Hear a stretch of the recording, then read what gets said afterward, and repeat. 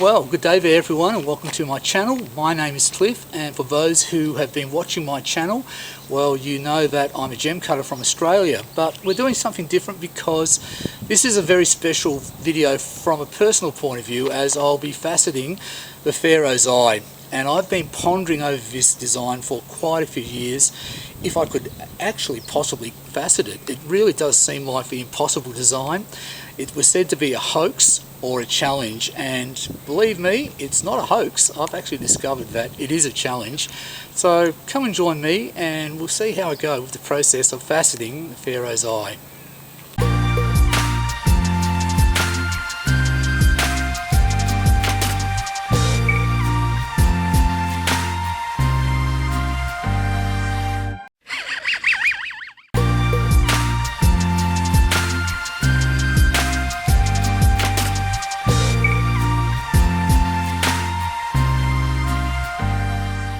So here we have the original diagram to the Pharaoh's Eye, and what we're going to do before we start cutting the gem, we're going to have a look at all the clues that the original designer left within the schedule. So by looking at all the clues, that should be supported by some form of evidence that the gem can actually be faceted. So we're approaching it like a detective would. So let me introduce you to my partner, Detective Jaws. So the first thing we're going to do is find the origin of this design, and Jaws has been on deep background doing a bit of research, and this is what he's uncovered. So beginning January 1966 through to at least September 1972, the Arrow Profile Company of St. Clair Shores, Michigan published the Faceteer. It was a 4 to 6 page newsletter to promote their faceting machine called the Sapphire Faceting Unit.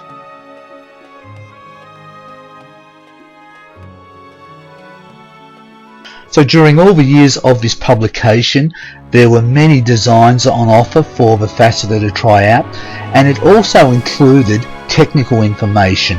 From information gathered, the majority of the designs that were submitted to this newsletter were all hand drawn, and they were faceted from the crown down to the pavilion. Also, the majority of the designs were submitted by a person with a secret identity, simply known as the Prof. So based on the assumption the Prof created the Pharaoh's Eye design, let's see what he has to say. He says, "This cut will tax the ability and the imagination of a pro, but the reward is beautiful." So you can look at this message in several different ways, that the Prof actually faceted this design. Else, why mention that the reward is beautiful? So the gem is beautiful. And if you faceted this particular gem, you would know the level of difficulty involved. And he mentions that you've got to have a high level of proficiency. You need to be a pro. So you need to be an elite gem cutter. So he also mentions that to be able to facet this gem, you need to be able to use your ability and imagination to get the job done. So this is not an open-ended design where you just follow the schedule and set the angles and off you go. There's something about this design that is unique. Or you could say to yourself that the Prof is an absolute phony, a con man. He went to all this trouble to hand draw a design and even publish it just to waste your time and create a hoax. So let's look at some more details before we accuse someone of being an imposter or creating a hoax. Now the Prof mentions that in order to cut this gem, it has 96 facets, and we'll discuss that more later. But more importantly, we have to use a 64 tooth index wheel. Now this is important because back in the 1960s, any faceting machine would have only had one index wheel. I know my old machine, the Facet Star, had one usable index wheel, and that was the 64. And I could only cut designs that were made for a 64 index wheel. So the Prof is spot on that would have been the type of index wheel most people would only have had for the faceting machines they owned. And also we need to be able to facet this gem in spinel. So we're going to dig a little bit more deeply and do a little bit more research into this design. bear in mind it's a hand-drawn design created back in the 60s. So with modern technology, we're using a digital overlay just to check out whether the crown and the pavilion match up with the length to width ratio, and it matches up perfectly. But I have noticed that the barrier facets on the pavilion are not lining up with many of the crown facets. So that tells us a story, which is that the girdle outline will be irregular in meet points. So that's going to be one issue. So as we look at this hand-drawn design, there is something a little bit odd about the fact that the designer has decided to include the shape of an index wheel with the shape of the gem. The index wheel being 64 is represented by the grey shaded area. And as you can see, the shape of the gem is not quite central to the outer edges of the index wheel. And you can see that on the 48 index it's a little bit wider than on the 16 index. Also, the perfect red circle indicates that the gem is actually quite round, not elongated as it appears. So by placing a virtual ruler through the center of the index wheel and checking out the X and Y axis on the diameter of the index wheel, we discover that on the Y axis it's 2.7% longer than the X axis. So this index wheel and the shaded area is creating an optical illusion. In point of fact, the index wheel drawn has a slightly elliptical shape about it. So when you see such credible attempts by other designers, such as this design of the Pharaoh's Eye by John Swain, or the Egypt Eye, which was attempted by Jeff Ford, an equally credible design, but both designers have misinterpreted what the actual shape of the original Pharaoh's Eye is. Also, most designers of the Pharaoh's Eye have misinterpreted both the direction and the shape of the elliptical table facet, and now that is pivotal to this design looking great. In my opinion, it's the Fred Van Sant version of the Pharaoh's Eye, as you can see here, which is the best interpretation according to the original one. Fred has done such a great job on this design. He literally has got the shape right, as it should be, quite a round design, and he's got the table facet facing in the correct direction, and even the shape of the table facet is quite elliptical, and that was needed. It's not quite right, the table facet, but by golly, he's done a good job. Also, he's used a 64 index wheel, and that's critical to the actual criteria of the design schedule. So this is such a good design. I've actually faceted this design, and I would encourage anyone, if you're a really good faceter, to have a go at this design. It does look really good. So let's investigate this design a little bit further, and as we look at the crown view, we begin to discover that the facets forming the steps leading up to the table are not symmetrical. Now, to create a perfect elliptical table outline, as you can see, it's not possible to create this outline with facets that are not symmetrical. So the crown facets would need to be faceted symmetrically to create that table outline, else it would be skewed.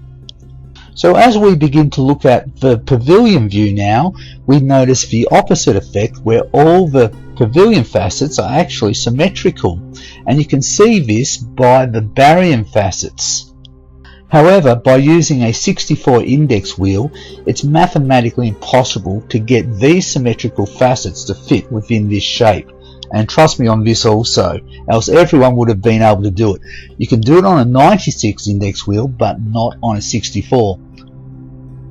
In order to facet this particular pavilion design using a 64 index wheel, you would need to make some very subtle changes by making these facets non-symmetrical. So because we have a culet center point, unlike a table facet, this is left relatively unaffected. We begin to see a pattern here. So now we're going to pay special attention to the crown facets first. As I mentioned earlier, there are a specific number of crown facets, and you'll notice that the designer has mentioned that there are 72 facets in the crown. However, he has excluded the table facets as one of those facets. So why is this so? Back in the old days, and we're talking old school faceting, we don't do this anymore. We don't facet like the old timers. But if you have a look at some of the early publications of faceting designs back in the 60s, early 70s, you'll notice that the designs start from the table facet first, and the rest of the facets are cut all the way down to the culette. So the starting point of the crown table facet was never included as one of the facets listed within the schedule. So all this modern day faceting we do now, starting from a culette point on the pavilion and building up to the crown, really all began because of meat point faceting.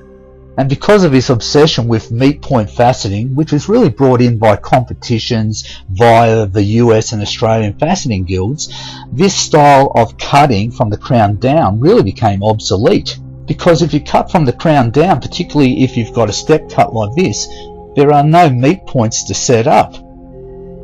So back in the day when those really highly skilled faceters were cutting down from the table and cutting only to depth and not setting up meat points, you can actually cut all these facets in order all the way to the girdle outline. So you're constantly cutting to depth, you're not concentrating on these meat points, and then they would go back up to the table and start rebuilding downwards to the girdle, and you would actually form an eye facet. So contrary to popular belief where the third cut of the crown would wipe out the girdle outline, well, that's absolutely not true, because you actually are learning to cut specifically to depth each time and making adjustments. It's a totally different concept of faceting where you're continually floating and adjusting and tweaking as you're moving along through the process of cutting a gem. But what I've discovered by trial and error, and a lot of practice mind you, is that the table facet is still facing in the incorrect direction as it should, as according to the diagram. So for whatever reason, the original designer has managed to get the orientation of the gem wrong within the design of the index wheel. So let's say it's currently facing from point to point, north-south, from the 64 to the 32 index wheel, but in actuality, to get this table facet to be cut in the correct direction, this entire gem needs to be flipped around so the tips are facing east-west. So here's an example of what it should really look like. So once again, the original designer has done the total opposite of what should actually be done within the design schedule. So initially we had symmetry and non-symmetry issues. Now we discover we have the opposite with orientation issues. So why is all this happening? In my opinion, we need to go back to the opening statement and look at the designer's intentions. He does say it's going to tax the imagination and the ability of the pro, and anyone who was worth their salt in terms of gem cutting, and you were a son of a gun gem cutter back in the 1960s or early 70s, and you're cutting from the crown down, you would automatically know that there was going to be an orientation issue and a symmetry issue, and you would work through that challenge. However, we're not old school. We don't think like old school gem cutters because we're more conditioned to cut in a different way. So to use a simple analogy like the building of the pyramids, we've never fully understood how the ancients built these monoliths. That's because we have modern technology. But if we were to think back and think outside of the box and we had to use their technology and their building methods, we might actually discover what they did. So once you discovered the orientation of the crown is the other way around, you would automatically start cutting different index numbers, and a good cutter would easily do that. So once the crown facets have been established, for the skilled gem cutter, things would start to get easy on cutting the pavilion because the corner facets are established, so you would start aligning the corner facets to the plate of the faceting machine. That'll work out your index numbers, and from then on you can start creating the rest of the barium facets. What I find particularly interesting about all the modern designs of the Pharaoh's Eye, and that includes the Fred Van Sant version, is that all the designers have assumed that this design has a faceted girdle outline, and yet the original designer mentions nothing about a faceted girdle. In point of fact, if you look here, he tells us exactly what the girdle outline is. My little buddy has absolutely nailed it. This particular design has a continuous girdle, and the designer lets you know about it because if you look at the previous clip where he specifies how you roll the girdle outline out, it's not possible that it's faceted. And to confirm this, when we add the total amount of crown and pavilion facets together, it comes to 96 facets, excluding the table facet. If we were to facet this outline, it would be an irregular girdle outline, but by having a rolled out continuous girdle eliminates those issues. So let's get on to faceting this gem. If you think you're a high caliber pro gem cutter, there's enough clues given by the designer. I've given you enough clues. Watch the video carefully, and if you're good enough, you'll be able to facet this gem yourself. Let's get cracking.